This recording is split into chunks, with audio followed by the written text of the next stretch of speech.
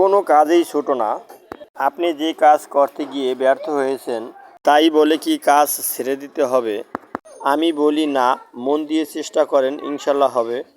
আমার হাতে যেই শেপ আর মোটরের সাথে যেই শেপ একই শেপ, এটা কিন্তু দাঁত কাইটা ফালাই দিছি। আমি এই শেপটা কাটছি আমার পরিমাণ মতো যেন অয়েল সেলটা বসে। আপনারা যদি বানাইতে চান তাহলে অয়েল সিলের মাপ মতো কাটবেন। এই যে আমার হাতে যেটা দেখতে পাচ্ছেন এটাকে বলে ম্যাগনেট রোলার। এই ম্যাগনেট রোলার কিন্তু 1000 ওয়াটের গোল্ডেন পান পাতার রোলার। এই কয়েল কোরও কিন্তু 1000 ওয়াটের কয়েল কোর। এই যে আঙ্গুলের মাথায় যে বিটটি দেখতে পাচ্ছেন এই বিট কাটতে ফেলাইতে হবে, না কাটলে এই কাভারটা বসাইতে পারবেন না, ফাঁকা থাকবে। ফাঁকা থাকার ফলে নাট বসাইতে পারবেন না। রিক্সা বা ভ্যান ডিভিসিয়াল মোটরের খোসা আর শেপটা রাখা হয়েছে, আর সবই 1000 ওয়াট মোটরের। নাট বসানোর সুবিধার্থে ডিভিসিয়াল মোটরের খোসা ব্যবহার করেছি। আমি চাইলে কিন্তু 1000 ওয়াটের মোটর দিয়েও বানাইতে পারতাম।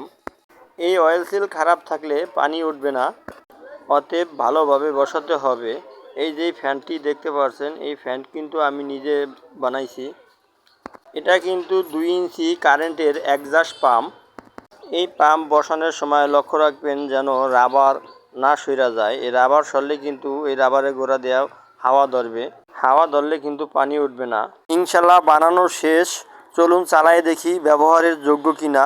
আলহামদুলিল্লাহ, পানির স্পিড কিন্তু অনেক বেশি, সেম কারেন্টের মোটরের মতো। এরকম বানানো আমার 1 ইঞ্চি মোটর আর 2 ইঞ্চি মোটর দুইটাই আছে, আমি নিজে ব্যবহার করতেছি। কারো যদি কিছু জানার থাকে অবশ্যই কমেন্ট করবেন, ইনশাল্লাহ উত্তর দিতে চেষ্টা করব।